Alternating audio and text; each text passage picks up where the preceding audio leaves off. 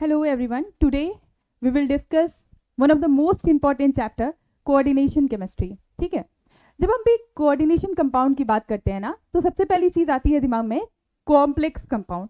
ठीक है, complex compound एक ऐसे कंपाउंड होते हैं जिसमें सेंट्रल मेटल एटम या फिर metal atom number of an anion या फिर न्यूट्रल एटम से बाउंडेड होता है. ठीक है, तो उनको क्या बोलते हैं? Complex compound. जिसमें क्या होता है कि मेटल जो है, मेटल बाउंडेड होता है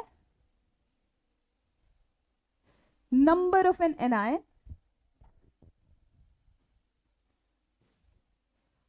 ठीक है और न्यूट्रल एटम. ठीक है, ऐसे कॉम्प्लेक्स को क्या बोलते हैं? Complex compound. ठीक है, अब इसमें ही आता है, इसका ही पार्ट होता है कोऑर्डिनेशन कंपाउंड. ठीक है, कोऑर्डिनेशन कंपाउंड नाम से ही क्या पता चल रहा है कि एक ऐसा कंपाउंड जिसके पास क्या हो? कोऑर्डिनेट बॉन्ड हो. एक ऐसा कंपाउंड जिसके पास क्या हो? कोऑर्डिनेट बॉन्ड हो. अगर इसको हम और डिटेल में बात करें तो डिटेल में बात करने में ये पता चलता है, इसकी डेफिनेशन देखते हैं. In complex there is a central metal. ठीक है, there is an central metal atom और आयन. ठीक है, वो एटम भी हो सकता है या आयन हो सकता है. सेंट्रल मेटल एटम भी हो सकता है और आयन भी हो सकता है. वो बाउंडेड है नंबर ऑफ एन एनायन या फिर न्यूट्रल एटम से. ठीक है, सेंट्रल एटम है बीच में और उसको क्या है? न्यूट्रल एटम या फिर एनायन क्या किए हैं? बाउंड किए हैं. ठीक है, उसको क्या बोलते हैं? ये जो बाउंड किए हैं न्यूट्रल एटम या एनायन, इसको बोलते हैं लिगेंड. ठीक है, इसको क्या बोलते हैं? लिगेंड. एंड दे डोनेट, जो लिगेंड होते हैं वो क्या करते हैं? वो डोनेट करते हैं अपने lone pair of an electron को. ठीक है, ये डोनेट करते हैं अपने lone pair of an electron को. ठीक है, through the coordinate bond. Coordinate bond के through lone pair of an electron को जो लिगेंड्स होते हैं वो डोनेट करते हैं सेंट्रल मेटल एटम को. जैसे अगर हम बात करें थ्रू द कोऑर्डिनेट बॉन्ड, ठीक है, यहाँ पे लिखे हैं थ्रू द कोऑर्डिनेट बॉन्ड. इसको अगर हम और अच्छे से एक्सप्लेन करें तो जैसे अगर हम बात करते हैं, जैसे एक एग्जांपल लेते हैं K4FeCN6 का. ठीक है, K4FeCN6, इसमें अगर देखेंगे तो बीच में क्या प्रेजेंट होता है? मेटल. तो इसकी वजह से इसको क्या बोलते हैं? Central metal. क्या बोलते हैं? Central metal atom.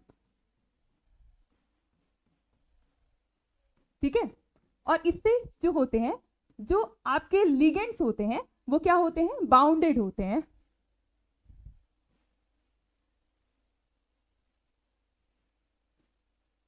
ठीक है, इसमें क्या होता है कि Fe जो है वो एक सेंट्रल मेटल एटम है, क्योंकि ये सेंटर में प्रेजेंट है. मेटल जब सेंटर में प्रेजेंट होता है तो इसको क्या बोल रहे हैं? Central metal atom. और इसको लिगेंड्स जो होते हैं जो कि अपने lone pair of an electron को डोनेट कर रहे हैं सेंट्रल मेटल एटम को, तो इसको क्या बोलते हैं? लिगेंड्स. ठीक है, लिगेंड्स क्या है? बाउंडेड है. और क्या है कि यहाँ पे क्या हो रहा है कि ये जो है ये अपने lone pair of an electron को क्या कर रहा है? मेटल को दे रहे हैं. ठीक है, डोनेट कर रहे हैं. तो ये क्या फॉर्म कर रहे हैं? ये कोऑर्डिनेट बॉन्ड फॉर्म कर रहे हैं. ठीक है, जब अपने इलेक्ट्रॉन को, loan pair of an electron को जब पूरी तरीके से सेंट्रल मेटल एटम को दे रहे हैं तो क्या बोलते हैं? ये कोऑर्डिनेट बॉन्ड फॉर्म कर रहे हैं. देखो यहां पे भी बोलते हैं कि ये शेयरिंग कर रहे हैं और कोवेलेंट बॉन्ड में भी बोलते हैं शेयरिंग कर रहे हैं. क्या डिफरेंस होती है अगर हम बात करें कोऑर्डिनेट, कोवेलेंट वर्सेस कोऑर्डिनेट की? ठीक है, कोवेलेंट वर्सेस कोऑर्डिनेट की. तो कोवेलेंट में क्या होता है ना कि इसमें मोस्टली क्या होता है? शेयरिंग जो होती है दोनों एटम से होती है. मतलब सेंट्रल मेटल एटम जो हम लोग बोल रहे हैं और जो लिगेंड बोल रहे हैं, उनमें क्या होता है? दोनों आपस में शेयरिंग जब करते हैं तो क्या होता है? कोवेलेंट बनती है. इसमें जो है, जैसे एक एग्जांपल लेते हैं,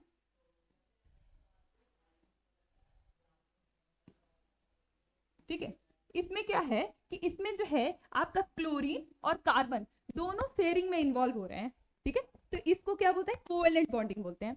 लेकिन अगर हम इसमें देखें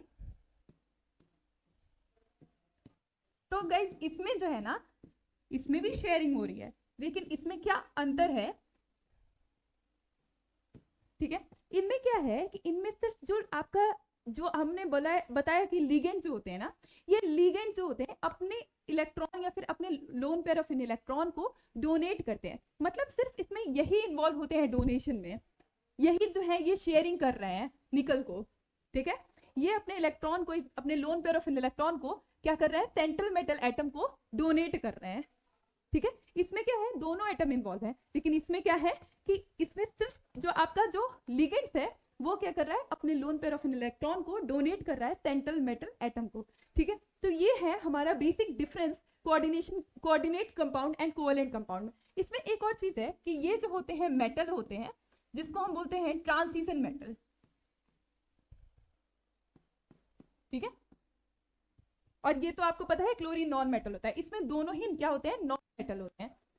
और ये ट्रांजिशन मेटल तो आपको पता होगा जिसके पास वैकेंट डी ऑर्बिटल होता है, ठीक है। तो ये सारी चीजें मैंने पूरा बताया कि कोऑर्डिनेशन कंपाउंड होते क्या है, मैंने पूरा स्ट्रक्चर बताया कि किस तरीके से कोऑर्डिनेशन बॉन्ड बनते हैं, किस तरीके से कंपाउंड फॉर्म होता है। और अब हम बात करेंगे बॉन्डिंग इन कोऑर्डिनेशन केमिस्ट्री, जिसको एक्सप्लेन किया था वर्नर ने। वर्नर ने अपनी एक थ्योरी दी थी जिसमें बताया था कि जो मेटल होते हैं कोऑर्डिनेशन कंपाउंड के, वो दो टाइप के लिंकेज शो करते हैं, ठीक है। उन्होंने बोला था कि ये प्राइमरी वैलेंसी और सेकेंडरी वैलेंसी का कॉन्सेप्ट दिया था। इसमें बताया था कि जो प्राइमरी वैलेंसी होती है ना, वो आयोनाइजेबल होती है और सेकेंडरी वैलेंसी नॉन आयोनाइजेबल होती है। आयोनाइजेबल का मतलब यही है कि वो डिसोसिएट नहीं होती, हो जाती है, ठीक है। और नॉन आयोनाइजेबल का मतलब है कि वो डिसोसिएट नहीं होती है। इसका दूसरी चीज ये है, दूसरा पॉइंट इन्होंने आयोनाइजेबल पहला बताया था, आयोनाइजेबल,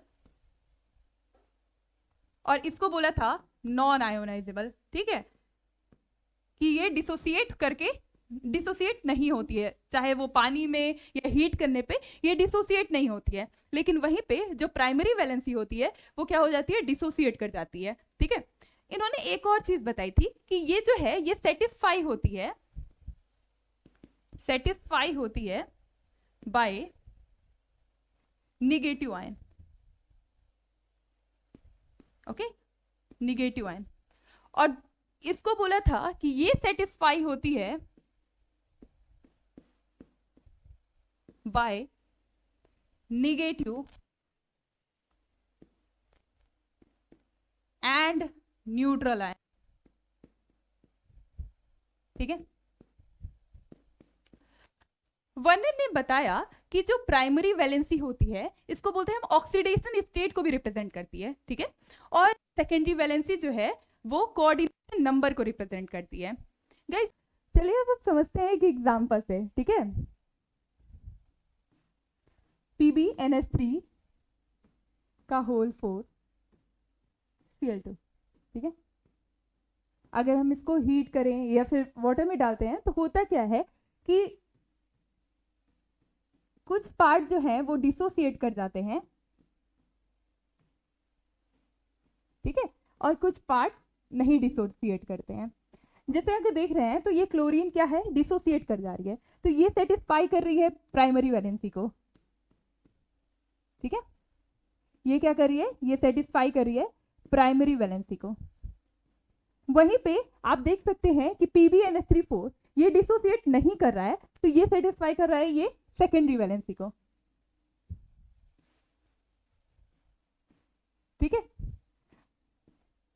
अब देखिए मैंने डिटेल में बताया कि सेकेंडरी वैलेंसी क्या होती है, नॉन आयोनाइजेबल होती है, वहीं पे प्राइमरी वैलेंसी को क्या बोला, आयोनाइजेबल होती है। इस एग्जांपल से आपको क्लियर ये पता चल रहा है कि ये आयोनाइजेबल है और ये नॉन आयोनाइजेबल है, ठीक है। और दूसरी चीज, एक चीज और है कि इसमें क्या है, ऑक्सीडेशन नंबर, ये क्या रिप्रेजेंट करती है, ऑक्सीडेशन स्टेट को, ठीक है। ये क्या रिप्रेजेंट करती है, ऑक्सीडेशन स्टेट को। और यहाँ पे ये जो है ये रिप्रेजेंट करती है कोऑर्डिनेशन नंबर को। अब कोऑर्डिनेशन नंबर हमने क्या बताया था कि सेटिस्फाई होता है न्यूट्रल या फिर निगेटिव आयन से। तो यहाँ पे ये जो है ये क्या है, नॉन आयोनाइजेबल पार्ट है। तो इसमें आप देख रहे हो कि न्यूट्रल एटम कितने प्रेजेंट हैं, 4 प्रेजेंट है, ठीक है। और हमने बताया कि ये क्या होते हैं, कोऑर्डिनेशन नंबर होते हैं। एक बार अच्छे से डिटेल में बताते हैं कोऑर्डिनेशन नंबर होता क्या है। नंबर ऑफ एन लिगेंड, ठीक है, जो कि डायरेक्टली बॉन्डेड होते हैं सेंट्रल मेटल एटम से, number of an ligand directly bonded होते हैं सेंट्रल मेटल एटम से, उनको क्या बोलते हैं, कोऑर्डिनेशन नंबर, ठीक है। यहाँ पे क्या है, नंबर ऑफ लिगेंड कितने हैं, 4, वो डायरेक्टली किससे बॉन्डेड है, सेंट्रल मेटल एटम से, तो इसको क्या बोलेंगे, ये कोऑर्डिनेशन नंबर है, ठीक है। अब हम कुछ इंपॉर्टेंट टर्मिनोलॉजी की बात करते हैं जो कि हम पूरे चैप्टर्स में यूज करेंगे, जैसे central metal atom, central atom, ठीक है, और लेगेंड्स एंड कोऑर्डिनेशन नंबर, ठीक है। देखो सेंट्रल मेटल एटम तो मैंने पहले भी बता दिया है, लेकिन मैं बताती हूँ कि जब fix number of an atom या एनायन जिस मेटल से बॉन्ड होते हैं, बॉन्डेड होते हैं, उसको बोलते हैं सेंट्रल मेटल एटम, ठीक है। ये एक फिक्स ज्योमेट्री बनाते हैं। देखो अगर हम बात तो देखो यहाँ पे एक एग्जांपल दिया है, इसमें क्या है, निकल जो है वो एक सेंट्रल मेटल का काम कर रहा है, जिससे क्या है कि जो फिक्स नंबर के एनायन या न्यूट्रल एटम क्या है, बॉन्डेड है, ठीक है, अपने lone pair of an electron क्या कर रहे हैं, डोनेट कर रहे हैं।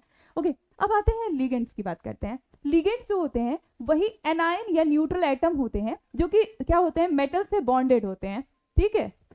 जो कि जो एनायन या न्यूट्रल एटम होते हैं जो मेटल से बॉन्डेड होते हैं उनको क्या बोलते हैं, लिगेंड, जो कि अपना loan pair of an electron share करते हैं या डोनेट करते हैं सेंट्रल मेटल एटम को। ओके, क्लियर है, लिगेंड्स क्या होते हैं।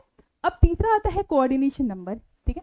कोऑर्डिनेशन नंबर जो नंबर ऑफ एन लिगेंड्स, ठीक है, number of an ligand directly bonded होते हैं सेंट्रल मेटल एटम से, उनको क्या बोलते हैं, कोऑर्डिनेशन नंबर। तो यहाँ पे जितने नंबर होते हैं ना, जैसे यहाँ पे मान लीजिए कि एग्जांपल पूरा तीनों का बताते हैं, ये आपका निकल जो है वो सेंट्रल मेटल एटम हो गया, लिगेंड जो है ये क्लोरीन हो गए, ठीक है, ये क्लोरीन क्या हो गए, लिगेंड्स हो गए, क्योंकि ये क्या कर रहे हैं, अपने lone pair of an electron को डोनेट कर रहे हैं सेंट्रल मेटल एटम को। और जो आपका कोऑर्डिनेशन नंबर हो गया ना, वो कितने प्रेजेंट है ये लिगेंड, 1 2 3 4, तो ये 4 जो हो जाएंगे ये इसके कोऑर्डिनेशन नंबर हो जाएंगे, ठीक है, जो कि क्या है, एक number of an ligand directly bonded to be a central metal atom. Okay, तो ये आपका हो गया कि सेंट्रल मेटल एटम क्या होता है, लिगेंड क्या होता है, कोऑर्डिनेशन नंबर क्या होता है। अब जो है लिगेंड जो होते हैं वो 3 टाइप के होते हैं, जैसे मोनोडेंटेट होता है, बाइडेंटेट होता है और पॉलीडेंटेट। अगर हम लिगेंड को क्लासिफाई करें तो लिगेंड जो होते हैं मोनोडेंटेट, बाइडेंटेट, पॉलीडेंटेट। अब मोनोडेंटेट का क्या मतलब होता है, मोनोडेंटेट जब एक सिंगल डोनर एटम होता है तो उसको क्या बोलते हैं, मोनोडेंटेट। अगर हम एग्जांपल की बात करें तो क्लोराइड आयन, ठीक है, अमोनिया, ठीक है, वाटर, इनमें क्या होता है, सिंगल डोनर एटम प्रेजेंट होता है, तो इसको क्या बोलते हैं, मोनोडेंटेट। और जब बाइडेंटेट का मतलब क्या होता है, जब एक से ज्यादा मतलब 2 प्रेजेंट होते हैं तो उसको क्या बोलते हैं, बाइडेंटेट बोलते हैं। जब 2 डोनर एटम प्रेजेंट होते हैं तो उनको क्या बोलते हैं, बाइडेंटेट बोलते हैं। जैसे कि एक एग्जांपल लेते हैं, इसमें होता है इथिलीन, इथाइलीन, डाइअमीन, ठीक है। अगर हम इसका स्ट्रक्चर देखें तो इसका स्ट्रक्चर होता है CH2, CH2, NH2 और इधर भी NH2 लिखा रहता है, ठीक है। इनमें क्या होता है कि इनके पास lone pair of an electron होते हैं, ये मेटल्स से क्या होती है, डायरेक्टली अपने lone pair of an electron को क्या करती है, डोनेट करती है, ठीक है। तो ये क्या हो गया, बाइडेंटेट हो गए, क्योंकि इसके पास क्या है, 2 डोनर एटम है, क्लियर है। अब तीसरा आता है पॉलीडेंटेट। तीसरा क्या है, तीसरा है पॉलीडेंटेट।